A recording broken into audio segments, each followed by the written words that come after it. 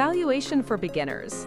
In the previous videos, we've talked about analyzing the internal financials of the company through vertical, horizontal, and ratio analysis. And now we're down to the last basic analysis for beginners, which is relative valuation. This involves an external force, which is the stock market. Before we start looking at the numbers, let's understand a little bit more about a company's value. There are three sources of a company's value: book value, market value, and intrinsic value. Book value is the historical value of a company based on the balance sheet. This is total assets minus total liabilities. From a shareholder's perspective, this tells how much you would receive if the company stopped operating as a business. And this is shown through book value per share, computed as book value divided by outstanding shares. This figure is quite easy to find from your broker or from public sites, so computing for it on your own may be unnecessary. But the problem with book value is that it is driven by actual but past transactions, which does not take the growth potential of the company into account. Market value, on the other hand, is what a company is currently worth in the stock market. It reflects the price buyers are willing to pay and what sellers are willing to accept for its shares. The overall value of the company in the market is called market capitalization, calculated by multiplying the stock price by the number of shares outstanding. But because the stock market is driven by supply and demand and market sentiment, stock prices tend to fluctuate throughout the trading day. Market value can change constantly, making it a pretty volatile figure. The third source of value is intrinsic value, which is the estimated true worth of a company. This is based on fundamentals like cash flow, assets, and earnings, and tries to forecast the company's future performance, then calculating what that is worth today. But here's the challenge. Valuation isn't a one-size-fits-all calculation. You may have heard of methods like the discounted cash flow or the dividend growth model. They are basically absolute valuation methods. It involves judgment calls and assumptions and can vary from one analyst to another. And the right approach depends on the type of business you're analyzing, how much data is available, and even the purpose of the valuation. You will need sound assumption on growth rates and discount rates. And as a beginner starting with a blank page, it can be risky to make the wrong assumptions. Because of that, this video isn't going to walk you through calculating a company's intrinsic value. Instead, the goal is to help you understand and use powerful pieces of information that is already available through your broker. When market value is very different from intrinsic value, there is what we call mispricing, meaning the market might be overvaluing or undervaluing the company compared to what it's really worth based on its fundamentals. So when market value is greater than the intrinsic value, the stock could be potentially overvalued. But when the market value is less than the intrinsic value, the stock is potentially undervalued. For investors, spotting these gaps between market price and true worth is where opportunities, or risks, often lie. And this is where the need to understand valuation comes in. So as a beginner, where do we start? First things first, we need information. The best free source you already have is your broker's platform. You can also visit the Philippine Stock Exchange website for official data like closing prices, market capitalization, and dividend history. Public financial websites can also be helpful, but always check if the source is credible before relying on their numbers. Now, what information are we actually looking for? At this stage, focus on fair value estimates or target prices, the price-to-earnings ratio, and the dividend yield. Your broker's fair value estimate is their calculation of the company's intrinsic value. Most of the time, you'll see a buy, sell, or hold recommendation, but if you want to make your own call as part of your stock picking process, you need to learn how to interpret these numbers for yourself. Let's say we've set these criteria. The stock must be a blue chip and undervalued by at least 25%, giving us a solid potential upside. With this, the comparison between market price and fair value becomes a powerful filter, narrowing our choices from 30 stocks down to just 11, eliminating more than half of the list. We can see that several blue chips appear undervalued, but because we've set a specific threshold for how undervalued they must be before they catch our attention, we've effectively built a semi-automated decision-making process that removes much of the emotion and bias from investing. Fair value estimates act as a guide for setting our target price in the market, showing us whether a stock is undervalued or overvalued.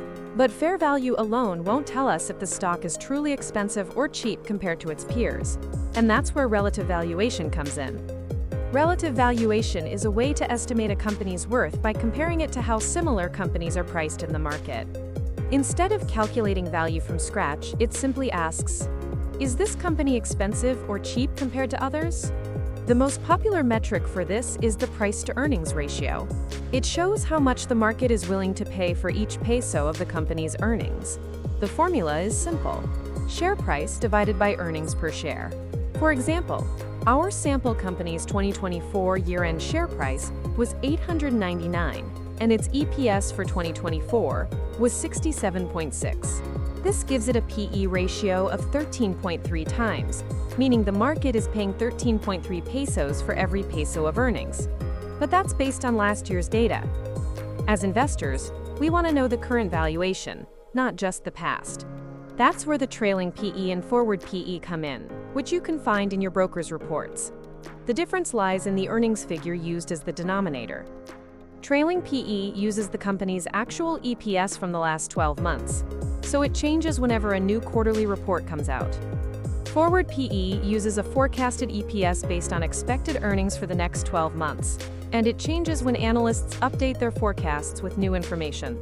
In short, trailing PE reflects the company's current valuation based on recent results, while forward PE gives us a peek at what the valuation could be based on future expectations. When the trailing and forward PE are not the same, it can signal potential mispricing in the market.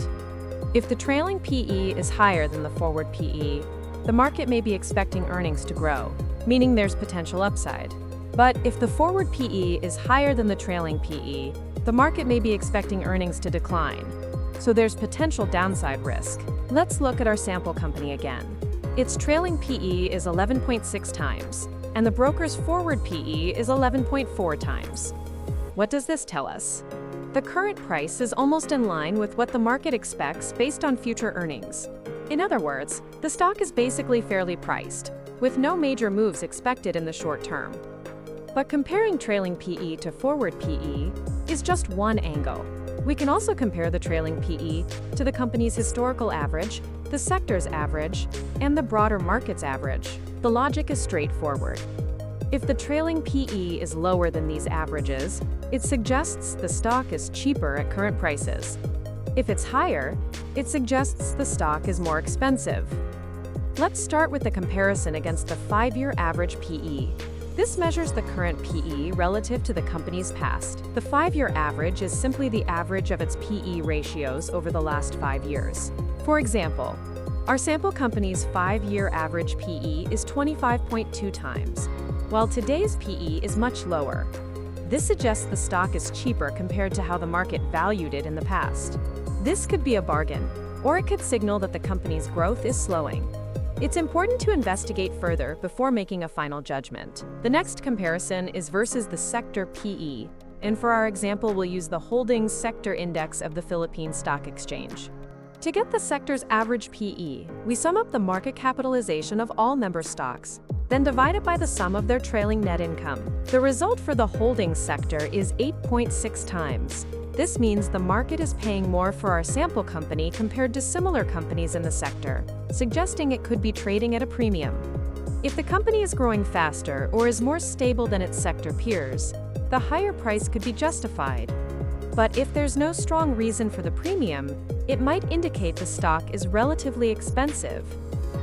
The last comparison is versus the broader market's average PE, which helps us see how the company is priced against the overall market benchmark, the PSEI. The computation is the same.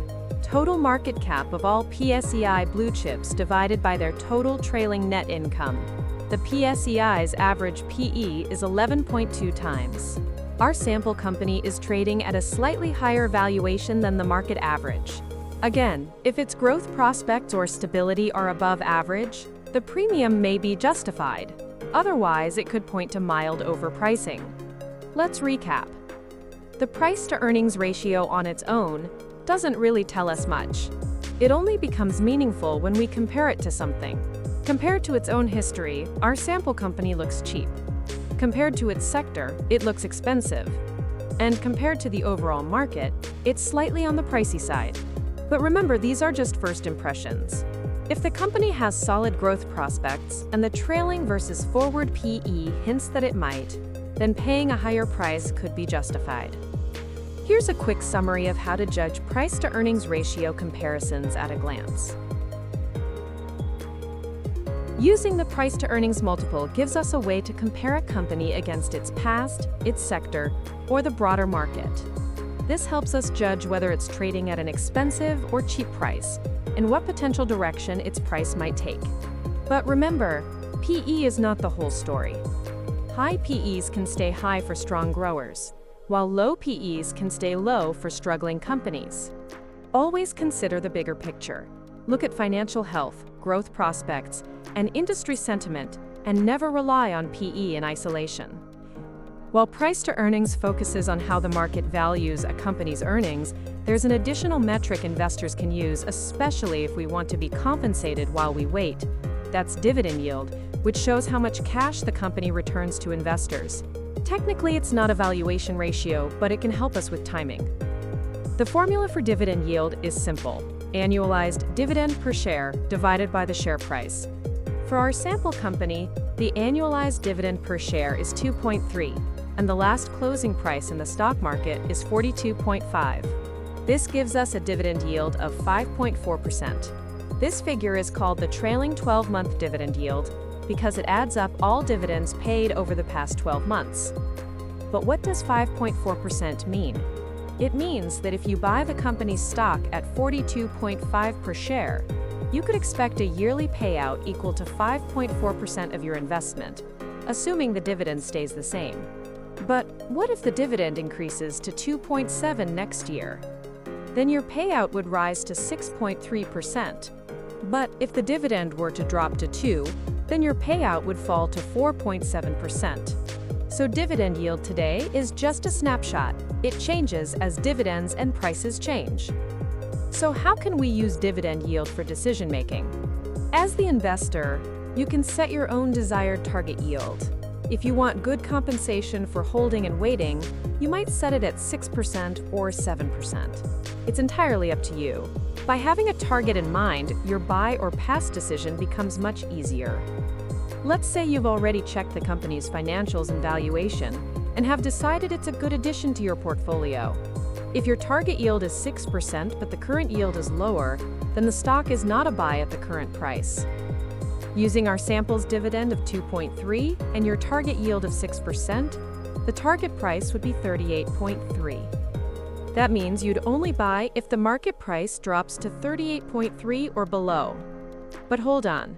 You should also check if your target yield is realistic. How? Compare it to the stock's historical dividend yield and to the current risk-free rate.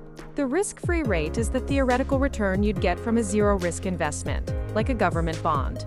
Our sample stock's 5-year average dividend yield is 4.9%, while the current risk-free rate is 6.1%. So is our 6% target realistic? Compared to its historical yield, it's within a reasonable range. Compared to the risk-free rate, it's almost aligned. That means we'd earn nearly the same return from dividends as from a government bond. But this is just dividends versus interest. At a 6% target yield, we might not be fully compensated for taking on the added risks of the stock market. So what if we set a higher target yield, say 12%, to better compensate for market risk?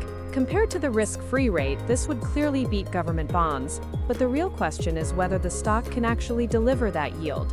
Given that it's far above the historical average, such a target would be aggressive as it demands more than the company has been able to provide in the past. Let's recap. Our sample company's current dividend yield is 5.4%. If our target is 6%, now might not be the best time to buy. We could wait for dividends to grow until they meet our target, or for a market correction that pushes the stock price lower, which would naturally lift the yield. A much higher target yield would require either an unusually low stock price or unusually rapid dividend growth, and both scenarios are rare. If your target is below or equal to the risk-free rate, you could be taking on more risk for the same or even lower return than a government bond. In that case, is owning the stock worth it? The exception is if you expect good capital gains on top of dividends.